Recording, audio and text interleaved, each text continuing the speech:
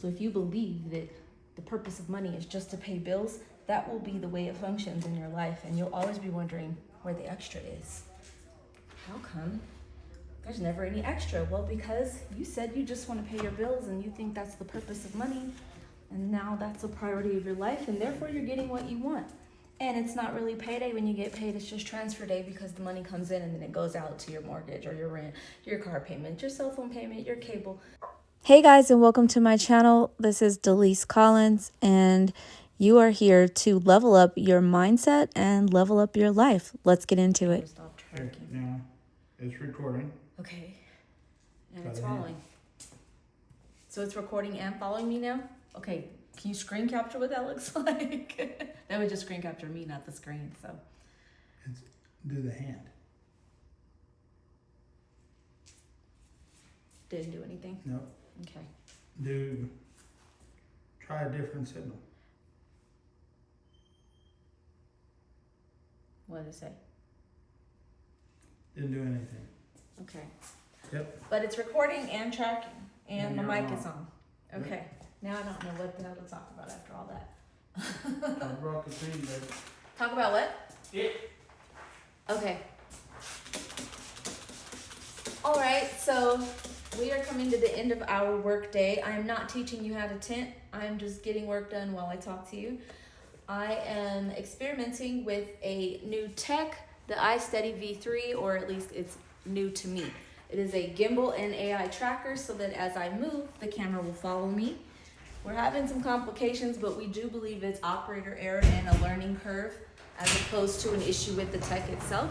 The problem we're having is you're supposed to be able to make hand gestures to the camera to get it to start recording and to start AI tracking you.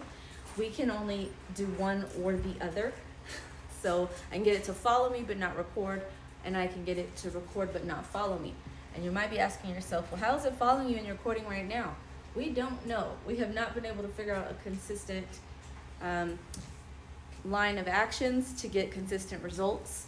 We followed the instructions. We have watched YouTube tutorials, but just like anything, there is a learning curve. So I am now recording this video after an hour of trying to get this to work, and we've got a customer pulling up, so we might have a little interruption here in conversation. But that's what editing is for, right? Oh, and you stopped following me. You stopped following me, but you're still recording.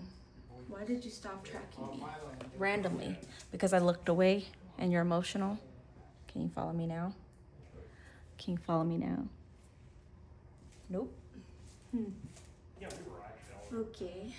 Let's try. If the other hand signal was okay.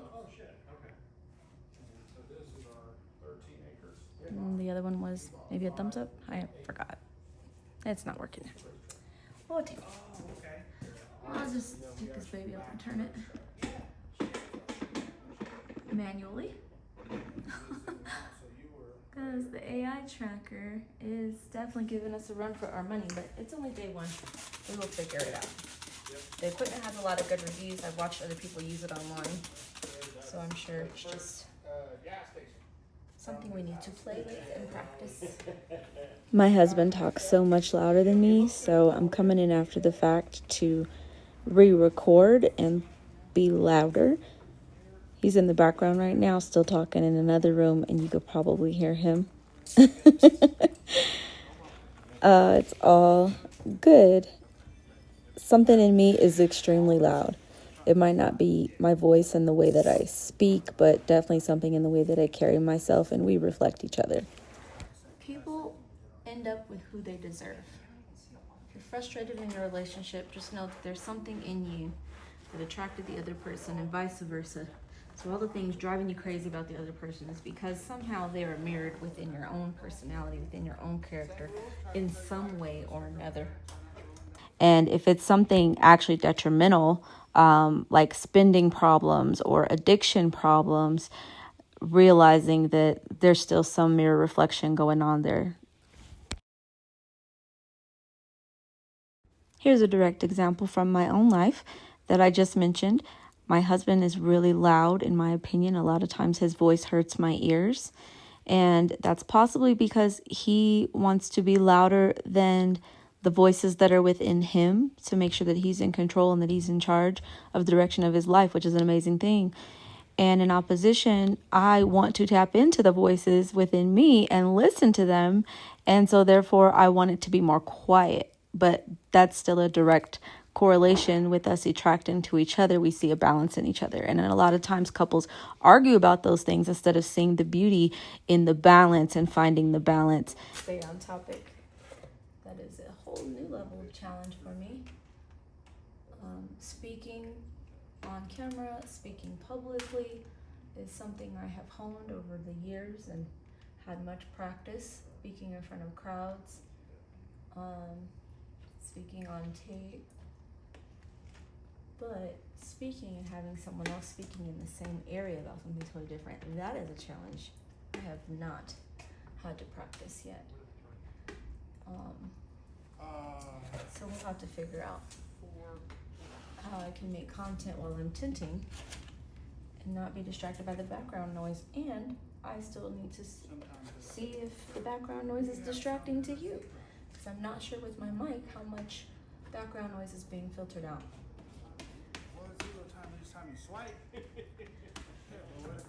Learning and growing, learning and growing.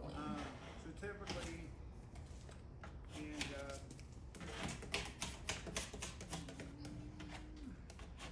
all depends on how much. So we probably do. The first time I tinted a window, I don't know, I was probably 16 or 17 years old. I was not particularly jazzed about the concept, the intricacies of the application. I was doing it because my husband said this would be a great thing for us to both be able to do. And we did it together for a couple of years, maybe 16 to 18, 18 to 20, something like that. And then I was like, okay, I'm done. This is not my cup of tea. And I moved on to pursuing the things that I wanted to pursue.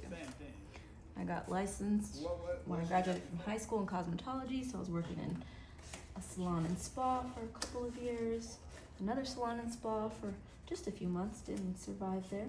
Salons are an interesting atmosphere. And find the right one. Horrible gas mileage. I said this makes no sense. Keep it. Have power with bad gas Salons are mileage. interesting. You can't get out of somebody's way and get bad gas mileage. And then from there, man, the list of jobs I've had to try and find what I like doing. And that's a whole different culture too, right? The culture before us is like, what do you mean what you like doing? Just do what pays the bills and puts food on the table. But when you're raised, told you can do whatever you want to do when you grow up, that can be a blessing or a curse. And I see it as both, depending on how that person grows up and processes that information. You can do whatever you want to do. So a curse if you never find anything because you're constantly seeking pleasure in your job and thinking it's going to be fun all the time, because then you'll keep quitting, finding the thing that's fun all the time, and that doesn't exist. Even the funnest of fun jobs is going to have parts involved that you don't like doing. Calling people, marketing, the accounting part. There's parts that are not fun for everyone because we're not all good at everything. And so the idea of find your passion, you'll never work in a day, has been a day in your life, has been a hindrance for me. And the reason why I've jumped around and tried so many things, because I'm like, this isn't fun, this is frustrating. So now I'm just changing my entire perception about what it means to work a day in your life. And I'm really grateful that I'm working from home, working with my husband. We are our own boss. And that is a true blessing for people that are still living in that fantasy of you can be whatever you want to be when you grow up, and and that's not a fantasy, not that part, but that in addition to once you find what you love, you'll never work a day in your life. There's always going to be stressful and hard things involved, even if you're passionate about what you're doing. And for me to create passion in placing plastic on glass, that's how we minimize what we're doing when we're frustrated with it. Like, hey, it's not brain surgery, we're just placing plastic on glass, And maybe you need to find something to minimize what you're doing so you can also minimize your stress. Or opposite, you need to feel more gratitude. You need to feel more appreciation for what you're doing and gratitude. So you need to play it up. What I do blocks 99% of UV, and a lot of our clients have had cancer or have cancer, and it means a lot to them to block UV if they're dealing with skin cancer, so they can protect themselves. So that's the play up. Maybe that's the wrong verbiage because it is truth. I'm not spinning anything. And then the bring it down to earth so that I'm not overwhelmed with the pressure of the frustrations of doing this job. I bring it down by saying, hey, I just put plastic on glass. So hopefully that perspective on going either way and having that balance between the both can help you find more joy in whatever you do every day to pay your bills. A tip that I have learned when it comes to financial literacy, and if your desire is to do more than pay your bills, which it should be, because if your desire is only to pay your bills, that's all you'll do, and then there won't be any money left over. So if you're experiencing that, where all you're doing is paying your bills and there's no money left over, you have to change your desire and change your words, because the universe, God, does conspire to bring toward us what we focus on and what we speak out and what we believe, most importantly, what we believe we can or cannot have. So if you believe that the purpose of money is just to pay bills, that will be the way it functions in your life, and you'll always be wondering where the extra is. How come there's never any extra? Well, because you said you just want to pay your bills and you think that's the purpose of money, and now that's a priority of your life, and therefore you're getting what you want. And it's not really payday when you get paid, it's just transfer day, because the money comes in and then it goes out to your mortgage or your rent, your car payment, your cell phone payment, your cable. You get the point. So if you want there to be more, we're gonna have to change our words. We live in a world of abundance where there's no limit to what we can do. And if you don't see the world as abundant, if you see it as a pie where there's only so many pieces and then there's none left, it does a lot of things to your psyche. One thing it does is it makes you believe that someone else who has taken something from you. And that's also a thought from the realm of darkness. It's a thought of lack. To use Bible as a reference, the first thing that Satan did to deceive Adam and Eve, for them to fall from grace, to fall from their throne as king and queen in the earth, fall from the provision of free everything all the time for them, was to convince Eve first that she didn't have enough and that there was more out there for her. And that's not to say that we can't continue to achieve and strive for more, but what it is saying is, if you don't see what you have right now as a blessing and abundant, and you're not grateful for it, and you're focused on what you don't have, you can now associate that with where that thought comes from. Who's the one that comes to you and says, you don't have enough, you could have more, as opposed to, let me be extremely grateful for what I have, and then I will be able to see the abundance that is before me and use the tools that I have to get to the higher level in life. Life is a game. Have fun, play the game, level up, find these cheat codes. My favorite place to look for them is in the Bible. If you are one of the people who says, I've read it, it makes no sense, maybe find it in a different translation. The New International Version is pretty basic English, and use ChatGPT to help you understand verse by verse. Start to form a prayer life with the Creator. Talking to your source, the one who created you, the one who made you, is going to bring the most clarity and the most guidance and the most understanding that you need to take your life in the direction you actually want to take it in. He will also reveal to you in all the ways you are self-sabotaging, like looking at what you have and saying it's not enough. That's the first way to self-sabotage, because a parent doesn't want to give to a child who's not appreciative of what they already have.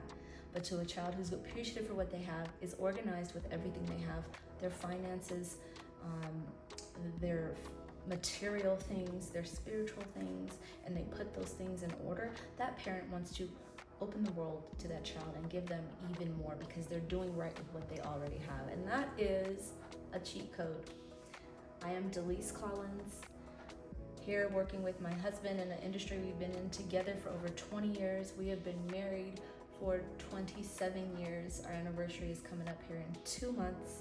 And my channel is about leveling up your thoughts so you can level up your life. Our boutique tent shop here in our garage is called Clear Cut. Chase your butterflies. Life is a game, have fun. Life is an art, be creative. And that's the clear cut truth. I'll see you guys on the next video. You can find my books on Amazon. Just go to Amazon and type in Delise Collins.